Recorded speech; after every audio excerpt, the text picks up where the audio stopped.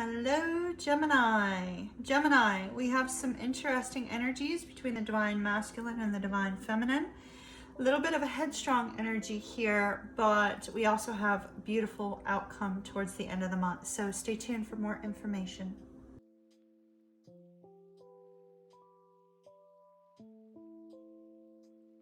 Hello, Gemini. Welcome to your twin flame check-in for twins in separation for December 2020. I hope that you are doing amazing. Welcome back to all of my regular subscribers, as well as those of you who just are here to view. Always happy to have you here, and welcome to anyone who's new. All of these decks have been pre-shuffled, Gemini. All right, divine masculine will be on this side, divine feminine on this side. Just a little note, although I'm going to be referring to divine masculine, divine feminine, please note that male or female can be on either side, does not have to be heterosexual relationship, can also be same-sex relationship, does not matter. It does not matter which gender you identify yourself with. Wherever you feel called to the cards, those are your cards. Your energy can switch between that yin and yang energy at any given point in time during the day. So you may come back and watch it at a later date and discover that you're resonating more with the opposite side. So just a little note. So divine masculine, we have self-reflection, and divine feminine, we have hunger. So I know that there's several Geminis out there dealing with Pisces, because we have several of you on the channel, and I know that we got this card for the divine feminine side of the Pisces reading. So just to note. Okay, so we have the Death card, that's Scorpio, Nine of Cups, Pisces, Nine of Coins, Virgo, Magician, Virgo, Gemini, Eight of Wands, Sagittarius, the High Priestess, Pisces, Cancer, Four of Wands, Aries, Seven of Swords, Aquarius, Seven of Wands, Leo, Five of Cups, Scorpio. Bottom of the deck, there's a focus on communication. Perhaps focus on a desire for communication if you're not in communication at the moment. If not a desire for communication, if you're already talking, it could just be that some sort of conversation suddenly comes out of nowhere. So it could be positive or negative. The Strength card, the Sun, whoops, Sun goes over here, my apologies. Queen of Wands, Justice, Two of Cups, Two of Wands, King of Pentacles, Five of Coins, the High Priestess, and the Knight, the King of Swords, Six of Swords on the bottom.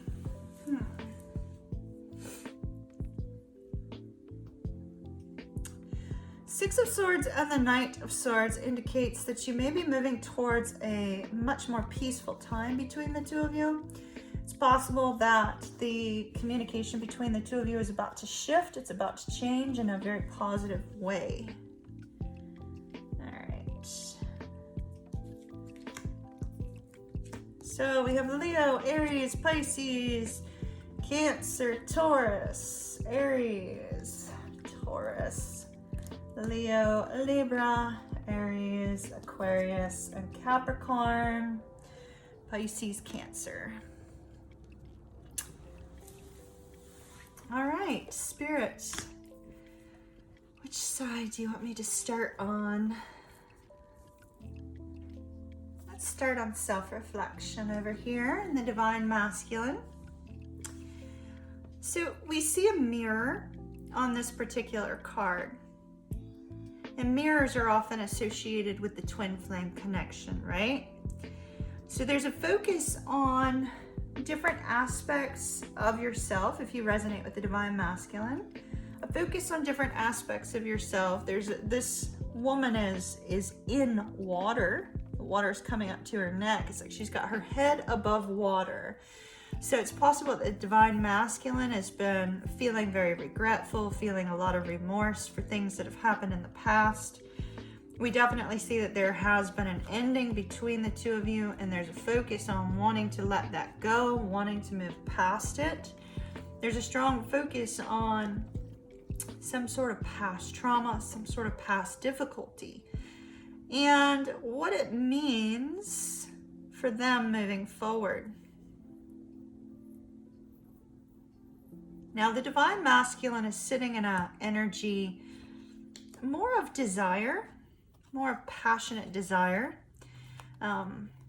Not saying that the divine masculine does not love the divine feminine, because all twins have that love between them. Same soul. If you don't love yourself, you're not going to love the other person.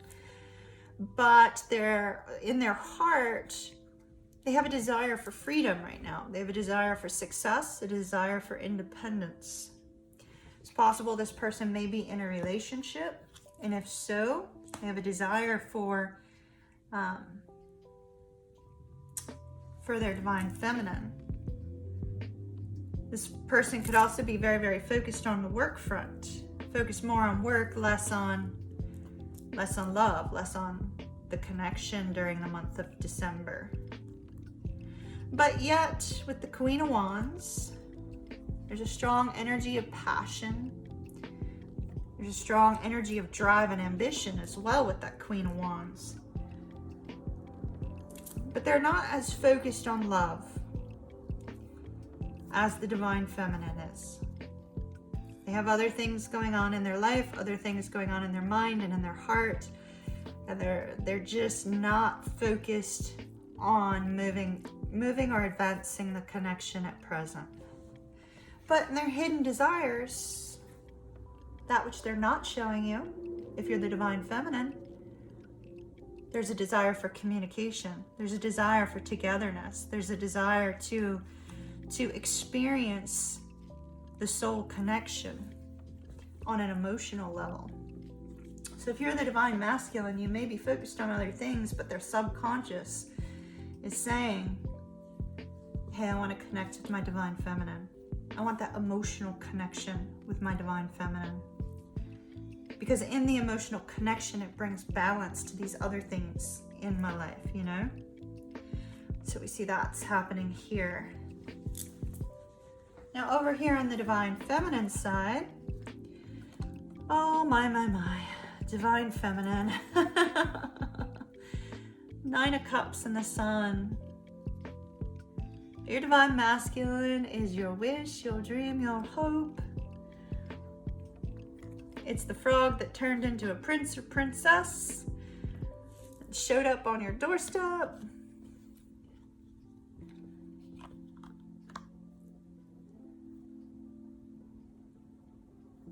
But you're also trying to give the divine masculine space. You're trying to give the divine masculine space. You're trying to basically let the bird fly from the coop, and if it flies back home, you know it was meant to be for you. There's a focus on giving this person the space, the time that they need. This appears to be a very evolved divine feminine over here. And the divine feminine, with that Sun card, seeking happiness, seeking enlightenment, seeking some sort of wisdom. But interestingly, it's a card of hunger. However, let me talk to you about this imagery, right?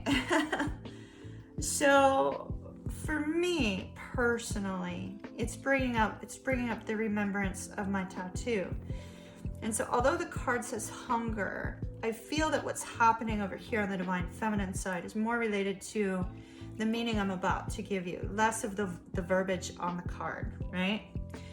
So when we think about a wolf mates, you know, they have their mate, right? They have their desire to be with the pack. They have their desire to be with their, you know, preferred wolf.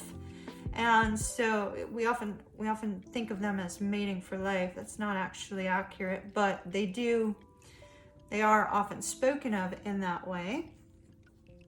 And here, when I got my tattoo, I remember feeling kind of alone, you know, feeling kind of like my place. I'm a very independent person. And so I remember feeling like,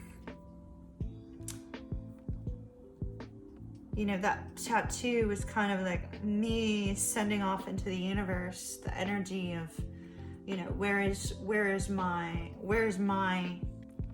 person, really? Where's my person? And if we add the 2 to the 9, we have an 11, which would be twin flame number, also spirituality, things of that nature. So I feel like the divine feminine over here is feeling that sense of desire to be with their divine masculine. The desire to be with the one true divine masculine for them, right? Desiring to be with the other half of their soul. And it's almost like the divine feminine is crying out, saying, you know, universe, you brought me this twin. I'm giving them space, I'm giving them time, I'm giving them what they need, but yet I'm starting to feel alone and starting to feel helpless. While the drive and the desire to connect grows stronger and stronger and stronger, right? Stronger. So it's like there's that sense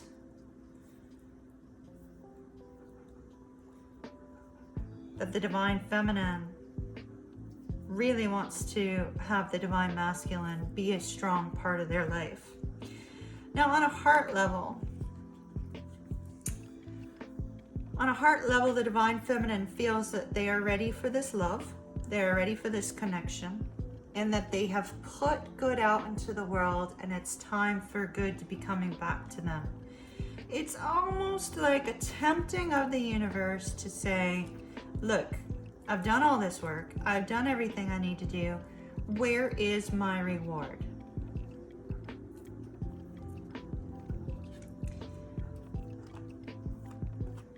Interesting. Who just got this combination? Aries. If you're dealing with an Aries, watch the Aries reading. They got this combination on the opposing side. So, High Priestess and the 2 of Wands. I believe that the divine feminine is trusting in spiritual guidance, trusting in signs, symbols, things of that nature. But what they really want is they want the divine masculine to make a decision to take some action, towards them. And I feel that that's what this cry is. That's what that cry is out into the world. You know, let my divine masculine take some action, because I'm sitting here alone and struggling and ready for this connection. So, the divine masculine's not quite ready for that, unfortunately. The divine masculine has the 4 of Wands and the King of Pentacles. Beautiful combination. If this was in Hidden Desires, unfortunately, it's in the Challenge. So Gemini, it looks like the challenge is actually coming to a point of togetherness and reunion, or physical, you know, being within each other's physical world, commitment, that sort of thing. That's the challenge in December. And I think that's because they have this independent freedom streak here, sitting here. So if you're divine feminine, they need even more time. If you're divine masculine, you need to take the time that you need so that you can be sure. The challenge on the divine feminine side, 7 of Swords and the 5 of Coins. I'm really feeling like our divine feminine, Gemini, is struggling. They feel it's hopeless, which we see here. They feel it's hopeless, and it's the divine feminine looks like they're getting ready to walk away, at least in December. They may not be feeling it right now, but as December rolls through, you get closer to the holidays, it looks like that's going to be causing some pain for this divine feminine. The advice from Spirit for the Divine Feminine is to speak your truth honestly, without expectation, but to also recognize that the truth of the connection is that love still exists between the two of you. Even if you're not fully seeing it yet, even if you're not expressing it yet, or it's not been expressed to you, it still exists. It's still there. It's still here.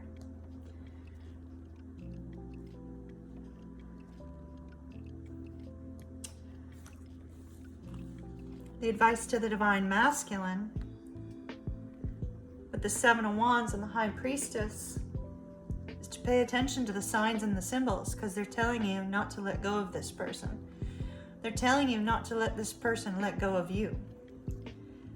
And so they're saying the signs and the symbols are leading you to what your heart truly desires, and that you should hold on to what makes your heart happy. So do pay attention to that, Divine Masculines. Ooh, Aries just got this card here too. So you may be dealing with an Aries.